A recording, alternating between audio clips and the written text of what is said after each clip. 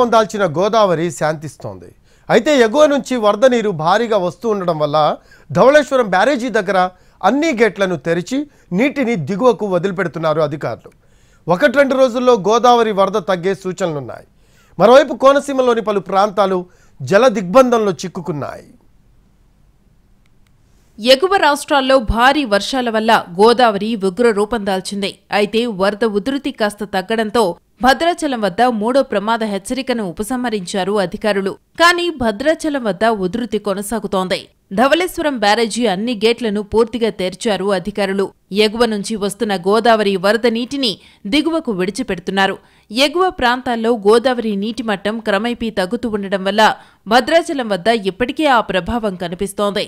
1-2 రోజుల్లో ధవళేశ్వరం వద్ద కూడా గోదావరి నీటి మట్టం తగ్గుతుందంటున్నారు అధికారులు.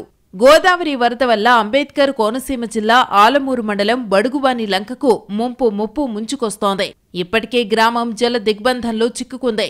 అలాగే వందలాది ఎకరాల పంటలు నీట మునిగాయి.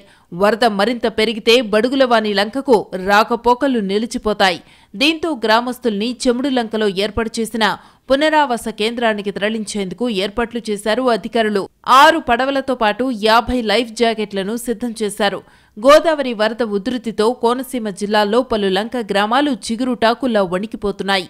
ఇప్పటికే 12 మండలాల్లోని 75 లంక గ్రామాలకు బాహ్య ప్రపంచంతో సంబంధాలు తెగిపోయాయి. గత వారం రోజులుగా విద్యాసంస్థలకు సెలవులు ప్రకటించారు. అక్కడక్కడా పునరావాస కేంద్రాలు ఏర్పాటు చేసి నీట మునిగిన గ్రామాల ప్రజలను బోట్లలో తరలిస్తున్నారు అధికారులు. వరదల వల్ల చేతికంది వచ్చే స్థితిలో ఉన్న పంటలు పూర్తిగా దెబ్బతిన్నాయి. దీంతో కన్నీళ్లు పెడుతున్నారు అన్నదాతలు. విలీన మండలాల్లో ప్రజల పరిస్థితి అగమ్య గోచరంగా ఉంది.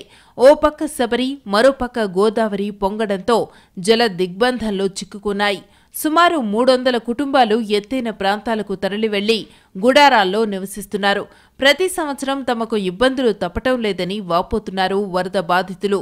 పోలవరం పరిహారం ఇప్పిస్తే మరో ప్రాంతానికి వెళ్లిపోతామంటున్నారు విలీన మండలాల గిరిజనులు.